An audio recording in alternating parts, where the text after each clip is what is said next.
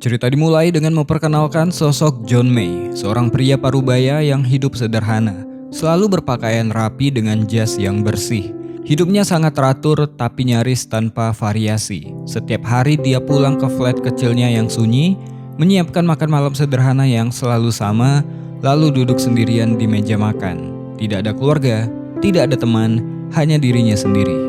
Sehari-hari, John bekerja di kantor Dewan Kota. Tugasnya berbeda dari pegawai lain. Dia bertanggung jawab mengurus jenazah orang-orang yang meninggal, khususnya mereka yang meninggal sendirian tanpa ada kerabat atau sahabat yang mengurusnya. Baginya, ini bukan sekedar pekerjaan, melainkan panggilan kemanusiaan. John akan bekerja setiap kali ada kasus kematian. John mendatangi tempat tinggal mereka. Dengan hati-hati, dia akan memeriksa kamar, berharap mendapatkan identitas keluarga, entah itu surat dan sebagainya. John juga mengumpulkan benda-benda pribadi seperti foto-foto lama, bahkan benda kecil yang bisa menceritakan siapa orang itu semasa hidupnya. Semua dilakukan dengan kesabaran luar biasa, meski tidak ada seorang pun yang memintanya. Sebisa mungkin, John akan mencoba mencari keluarga jenazah atau teman-temannya, hanya supaya jenazah tersebut tidak sendirian ketika dimakamkan. Di kantornya, dia akan duduk menuliskan catatan, menyusun kronologi hidup orang yang bahkan tidak dia kenal. Jika tidak menemukan keluarga atau teman dari orang yang meninggal, dia sendiri yang akan menulis obituari singkat dengan bahasa yang penuh hormat untuk dibacakan oleh pendeta di gereja. Dia ingin orang itu dikenang, meski hanya lewat beberapa kata. Setiap pemakaman yang dia atur hampir selalu sepi, tidak ada pelayat, tidak ada keluarga.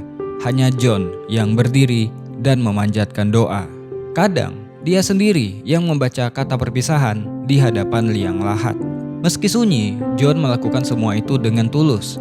Ketika atasannya menyuruh John untuk mengkremasi mayat-mayat itu, John berusaha untuk mengadakan pemakaman. Karena dalam pikirannya, setiap orang, seburuk apapun hidupnya, tetap layak mendapatkan perpisahan yang bermartabat. Namun walaupun begitu, dia juga sering ditugaskan untuk menaburkan abu orang-orang yang telah terlanjur dikremasi sesuai dengan wasiat mereka. Hari-hari John selalu berjalan dengan pola yang sama. Dia bangun pagi di flat kecilnya, lalu berangkat ke kantor. Setiap kali duduk di meja kerjanya, dia akan membuka berkas kematian yang baru. Wajahnya tenang, penuh konsentrasi, seolah-olah pekerjaan ini adalah hal yang paling penting di dunia. Ada beberapa contoh kasus yang dia tangani. Ada pria tua yang meninggal sendirian di kursi rumahnya. Ada wanita yang wafat di apartemen sempit tanpa seorang pun yang tahu. Ada tunawisma yang ajalnya datang di jalanan. Setiap nama yang masuk ke mejanya, John perlakukan dengan penuh keseriusan. John sering masuk ke tempat tinggal para almarhum. Dia menggeledah dengan hati-hati, bukan untuk mencari harta, melainkan jejak kehidupan. Satu demi satu benda kecil dia masukkan ke dalam amplop. Foto yang sudah menguning, kartu pos lama, atau surat yang gak pernah terkirim. Semua itu baginya adalah potongan kisah yang layak disimpan. Di rumahnya, John menyusun benda-benda itu dengan teliti. Dia bahkan punya foto yang berisikan potret setiap jenazah yang dia bantu pemakamannya.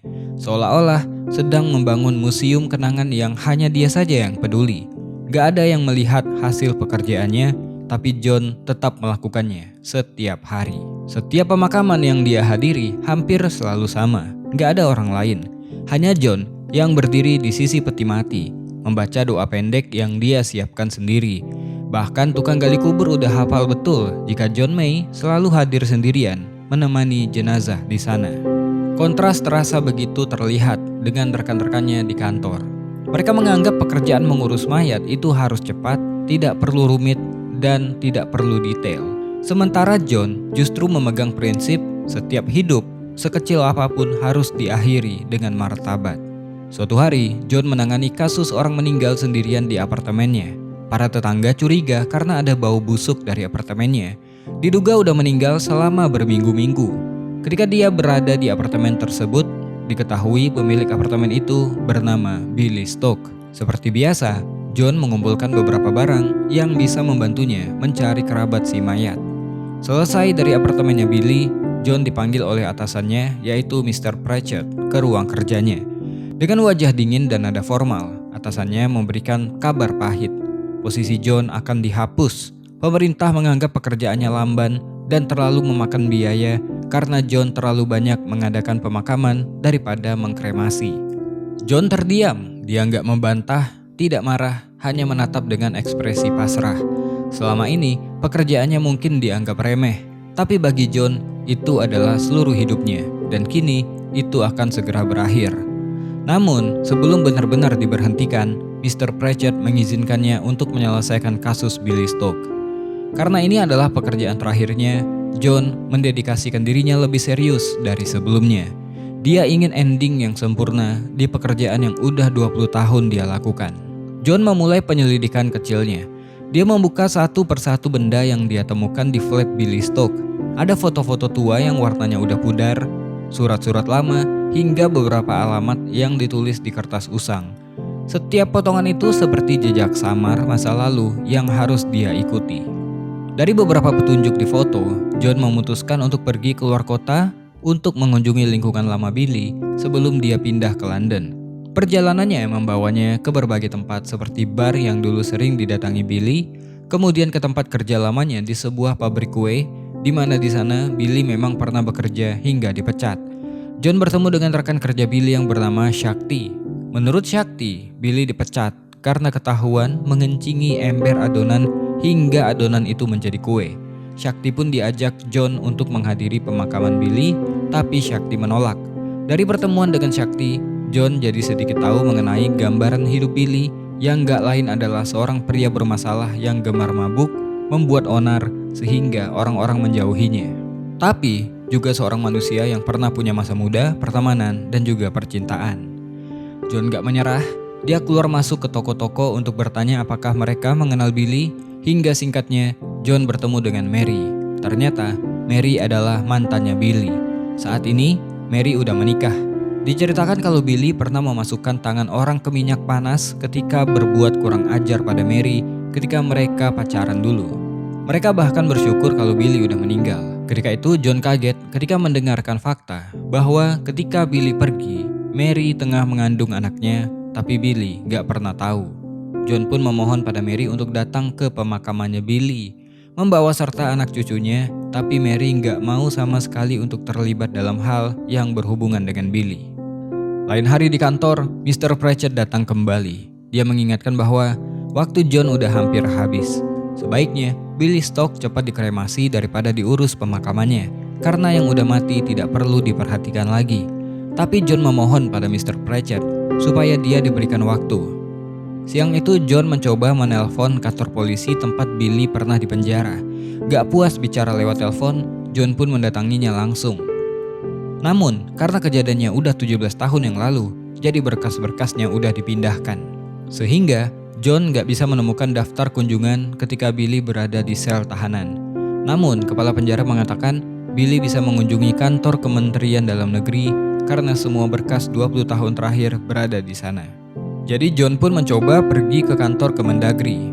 Lewat beberapa surat, John menemukan fakta penting. Billy pernah punya seorang anak perempuan bernama Kelly Stoke, lengkap dengan alamatnya. Namun, supaya nggak mendapatkan penolakan lagi, John harus berbuat sesuatu.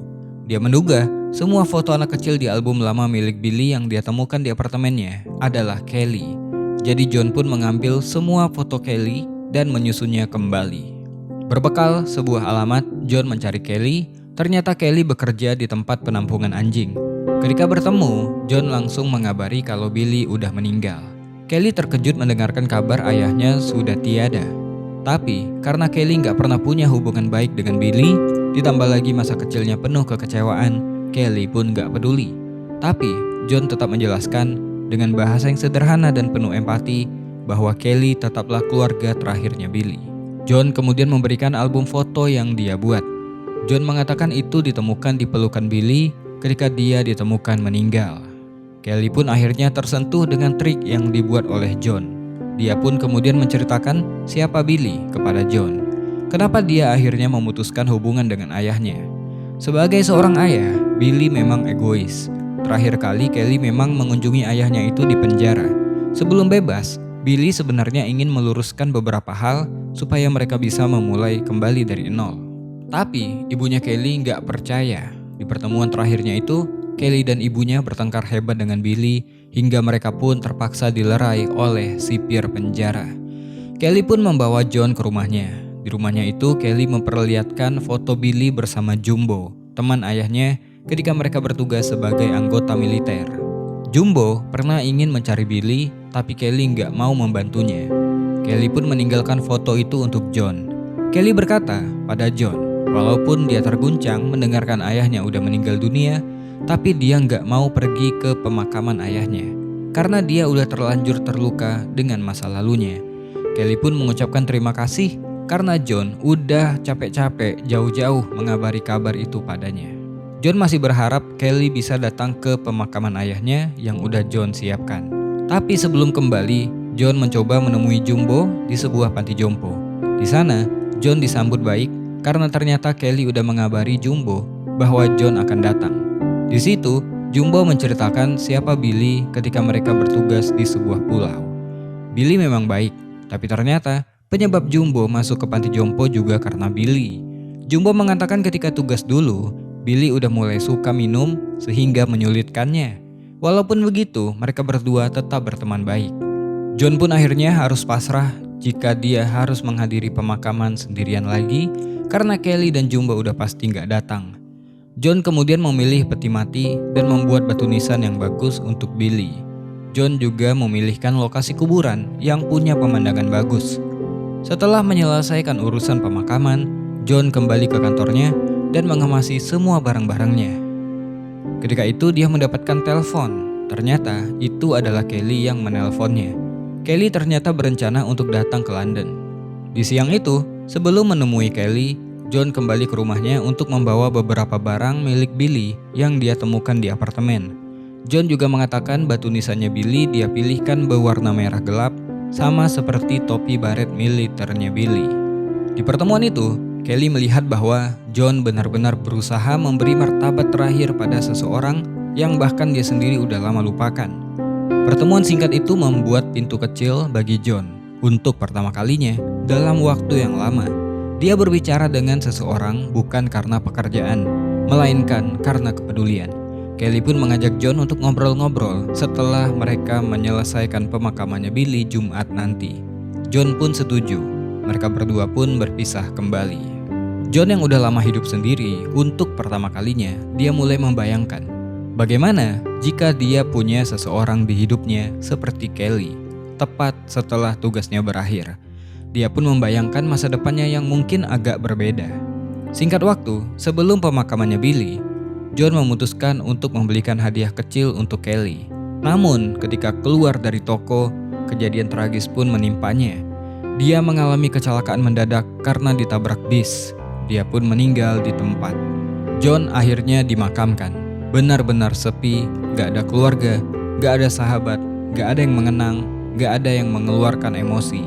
Hanya pendeta yang membacakan doa untuknya dan mengantarkannya ke peristirahatan terakhir.